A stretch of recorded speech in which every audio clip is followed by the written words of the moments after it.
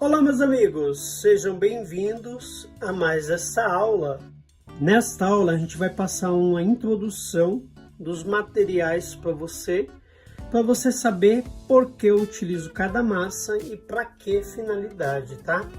Primeiramente, vamos começar com o opaco. O opaco eu utilizo, por que eu utilizo o opaco em pó e não em pasta? Porque eu gosto de aplicar um opaco mais espesso, tá? E o opaco em pó me dá essa facilidade de aplicar um opaco mais espesso. Mas eu não uso o opaco da Noritaq. Eu separei aqui porque é o opaco mais comum que geralmente quem usa Noritaq vai ter. Mas eu uso o opaco da Vision. Esse opaco aqui, ó. Ele é um opaco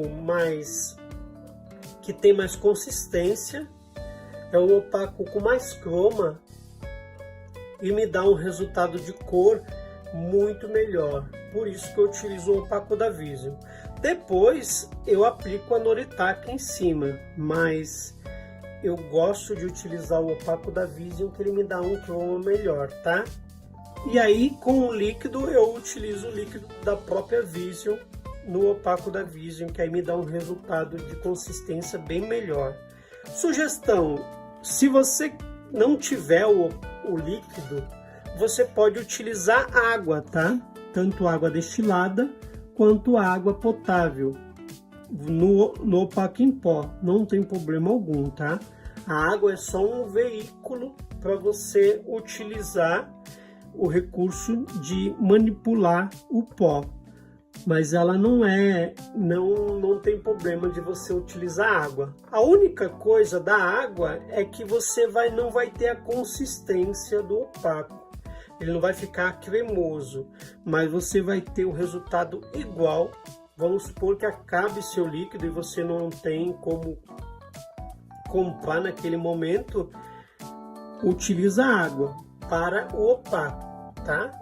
O opaco não tem nenhum problema de você utilizar água. E aí uma sugestão, eu já deixo manipulado todos os meus opacos. Eu coloco num potinho assim e manipulo, já deixo tudo pronto. Que aí já fica prontinho, igual se você estiver usando um opaco em pasta, ele não já vem pronto. Qual a diferença do opaco em pasta para o opaco em pó? É que o opaco em pasta ele já vem manipulado já. Ele se torna mais caro, então você manipular ele em pó fica um custo mais baixo e você também tem a consistência ideal, tá? E aí é por isso que eu utilizo o opaco em pó da Vision, no caso. E aí fica a seu critério, se você já tem o opaco da Noritaq, use o opaco da Noritaq até o final. Depois, quando você for repor, aí você coloca o opaco que você achar melhor, tá bom? Se você optar por um opaco da Vision para usar a minha mesma técnica, fica a seu critério, tá? E a dentina opaca? Dentina opaca eu utilizo para quê? Geralmente é importante a dentina opaca porque a dentina opaca, o nome já diz, ela é uma transição do opaco para a dentina. Ela é meio a meio dos dois. Ela é dentina opaca. Quando você vai fazer principalmente fixas, você tem pontos, vamos supor que você vai fazer 4 elementos. Você tem um pilar, outro pilar no outro canto e pôntico nos dois lados. O que acontece quando você aplica dentina só pura na cervical? Fica um halo, sempre aparece um halo ali na cervical. Por que que aparece aquele halo? Porque a dentina, ela é translúcida. Ela tem uma carguinha de transparente. E por isso que aparece aquele halo. Porque você pensa, se você tem um pilar, certo? Nesse pilar você tem opaco e nesse pilar você tem opaco. Mas nos pônticos você tem opaco só na região do pôntico. Embaixo ele é suspenso, certo? Quando você aplica a dentina na cervical, passa luz. E aí você vê aquele halo na cor diferente dos pilares. Isso é a luz que está passando. Então, o importante é você colocar dentina opaca na cervical de todos os dentes, que aí você consegue mascarar e depois vir com a dentina por cima e mascara esse halo, tá? Por isso que eu utilizo a dentina opaca. E a dentina opaca também é importante você utilizar ela, vai te dar um espaço melhor. Por exemplo, quando você trabalha com implante, você tem um espaço maior de massa dentinária, você sempre distribui dentina opaca, a maior camada, depois você vem com uma dentina. E aí ela te dá uma proporção melhor de espaço, tá? E também ela serve como um degradê.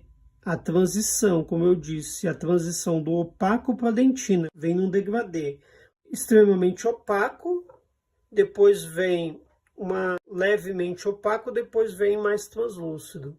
E aí vai ficando cada vez mais translúcido. Essa é a regra normal para você aplicar um dente, tá? Então, basicamente é isso. Na dentina, eu gosto de utilizar essa cerâmica aqui, ó. A cerâmica que tem um N na frente. Por quê, Joselito? Se você for notar, na Noritac tem duas cores. Tem a cor normal, ela vem com B aqui, ou ela vem sem o B. Ela é a A2 normal. E tem a NA2B. Essa cerâmica aqui, ela é mais cromatizada do que essa. Por isso que eu gosto de utilizar a dentina com esse Nzinho na frente, tá? Que ela bate a cor melhor, ela fica com a cor exata da cor da escala Vita, no caso. E o incisal, por que eu estou utilizando o incisal E1? Se o incisal certo para o A2 é o E2. Por quê? Porque o incisal, quando você vai fazer um protocolo, geralmente, e dentes anteriores, você utiliza sempre o E1. Por quê, Joselito? Eu vou te mostrar na escala. Eu tenho uma escala aqui, antiga da Cerambien, que ela me mostra as cores de cada massa, tá? Aqui a gente tem as cores de dentina opaca, tem a cor de opaco, primeira faixa, cor de margem, que é uma margem para ombro, massa de ombro.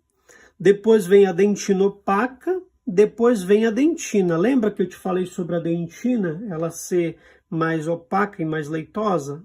A dentina opaca? E aí a dentina ela é um pouquinho mais translúcida, ó. Entendeu?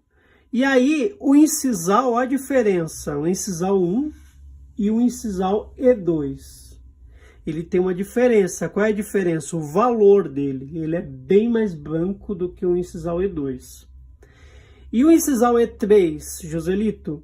O incisal E3 eu não uso para nada. Esse incisal aqui, ele só estraga o trabalho. Para quem não conhece essas massas, esse incisal aqui é um incisal carregado de cinza. Ó, se você olhar bem nitidamente, ele é mais cinzentado. Eu não uso ele nem para corset. Quando eu faço na cor, eu pego e faço alguns macetes que eu vou ensinar no decorrer das aulas. Mas eu não uso incisal E3 para nada. Eu só uso incisal E2 e incisal E1.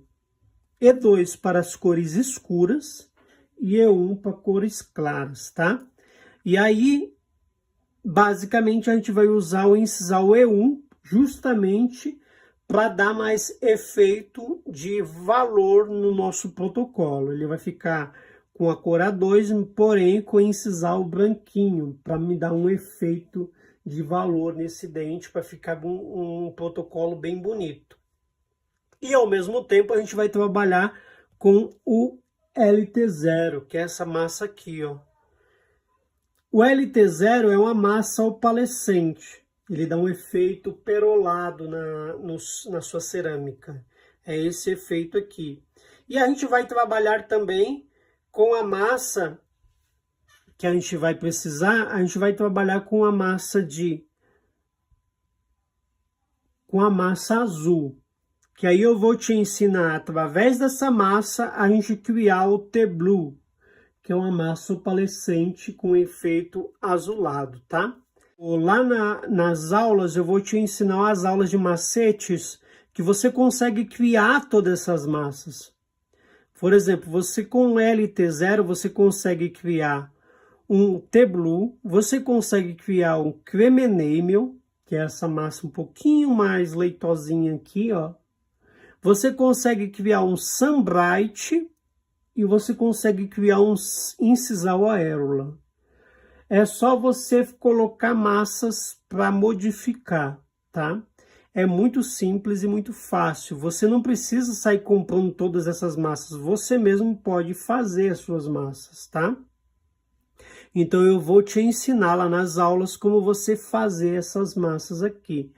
E nas gengivas, lembra que a gente separou a gengiva Dark aqui, ó? A gengiva Dark Pink, que é essa massa aqui, ó. Ela é uma massa bem escura, tá? Ela serve para fazer um fundo e também, além de ser escura, ela é mais opaca do que a massa normal.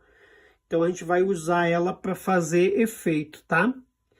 E juntamente também você vai utilizar as tissues, que são massas de gengiva, só que com menos carga.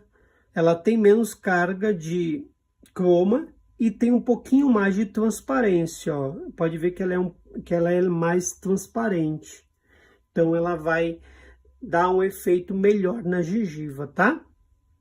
Basicamente a gente vai utilizar essas massas aqui e aí a gente vai trabalhar na cerâmica para fazer os efeitos que a gente precisa, tá? E os líquidos, Joselito? Como eu já disse, o líquido opaco é importante você utilizar. Tem gente que comete o erro de fazer no líquido de opaco com a mistura de propileno glicol com água. Não cometa esse erro, tá? Eu já fiz isso e eu paguei muito caro. Por quê? O propileno glicol, quando ele é utilizado de uma forma incorreta, ele contamina a cerâmica. E aí você acaba contaminando a sua cerâmica desde o opaco, desde o início do trabalho. E aí você vai ver que tem tá saindo um monte de bolha uma atrás da outra, vindo lá do opaco, e você não sabe que a contaminação tá desde o opaco. Por quê? Justamente por causa do propileno glicol. É importante você utilizar o líquido correto no opaco, tá? O propileno glicol, ele é um agente contaminante. Ele vai contaminar o seu opaco e depois não tem como solucionar mais, só tirando toda a cerâmica e fazendo tudo de novo. No líquido de modelar, eu sugiro você utilizar o líquido da própria marca, o líquido próprio da Noritec. Não inventa de colocar propileno glicol misturando, tá? Porque o propileno glicol, ele só serve para o glaze. É importante salientar isso para que a pessoa entenda que o propileno glicol, ele é o líquido de glaze. Eu utilizo ele para substituir o líquido de glaze, porque ele é a fórmula do líquido de glaze. Só que ele não pode ser usado para aplicar cerâmica. Para aplicar cerâmica, use o líquido específico da marca, tá? É mais seguro. Quer fazer um teste? Pega o propileno glicol, mistura ele com a água, mesmo misturando com a água. Pega ele, mistura com a água e use o TX, misture no TX e faça uma queima na bandejinha. E agora você faz a outra mistura. Você vai pegar só água, pode ser água da torneira, pode ser água destilada, só água e misture no TX. E coloque para queimar as duas proporções para você ver. Você vai ver uma diferença gigantesca nas duas massas. Sabe por quê? O TX não tem como enganar. O TX é a massa mais transparente que tem dentre essas massas. Você vai notar que com água ele vai ficar transparente normal. E com o propileno glicol misturado com água, ele vai ficar leitoso. Sabe por que ele ficou leitoso? porque ele não foi eliminado corretamente, ele não saiu da queima. O propileno glicol ele não dilui fácil, ele não volatiliza fácil igual a água. Então ele contamina a massa cerâmica, depois você vai começar a ter uma bolha atrás da outra. E fora que não dá a cor correta, né? Você vai colocar, mesmo diluindo, tem gente que dilui 5 por 1, 5 de água por 1 de líquido propileno glicol. Se você fizer a queima, você vai perceber que não sai, a cerâmica ela não sai na mesma cor, tá? Se você fizer a queima só com água e a queima só com propileno glicol. E aí você vai notar a diferença, tem uma diferença muito grande, tá? E aí, voltando para nossas massas aqui, a gente vai utilizar o TX para fazer efeitos no nosso dente. E aí eu vou te ensinar a você fazer efeitos de mamelos, tendo o efeito de profundidade e tendo o efeito também de translucidez da maneira correta, tá? O TX ele tem que ser usado da maneira correta. Se você usar de qualquer jeito, ele te dá um efeito feio, porque quanto mais você coloca TX, mais cinza o seu dente fica. E também ele dá efeito de halo, se você não utilizar ele da forma correta. Ele fica aquela faixa transparente. E a gente vai utilizar também o LT0. Como eu já disse, o LT0 é uma massa com efeito perolado. É uma massa muito bonita. Só que em contrapartida, ela clareia o dente. Então é por isso que eu utilizo a massa cromatizada. Porque se você usar uma massa comum, que é aquela massa que eu te mostrei, a dentina normal, e depois como é colocar o LT0 em cima, ele vai clarear o seu dente. Vai ficar bem mais claro do que o normal. O LT0 ele tende a clarear, então você usa uma massa com croma, tá? A maquiagem, qual maquiagem então a gente vai utilizar? Eu vou colocar aqui para a gente ver, para eu te mostrar qual as maquiagens para os nossos casos finais. É importante eu falar sobre maquiagem porque depois eu tenho um macete para te dar, tá? Ó, a gente vai finalizar o nosso protocolo com a maquiagem. Então, geralmente a gente vai usar alguns efeitos na maquiagem. Se você não sabe utilizar as massas de efeito, eu vou te ensinar a usar massas de efeito na maquiagem para te dar o efeito óptico na sua cerâmica, tá? E também tem, se você não tem as gengivas, tem as gengivas, cada cor, na cor da sua massa cerâmica, para você dar o efeito na sua gengiva, tá? E aí você vai pintar segundo a escala Tomás Gomes, tá bom?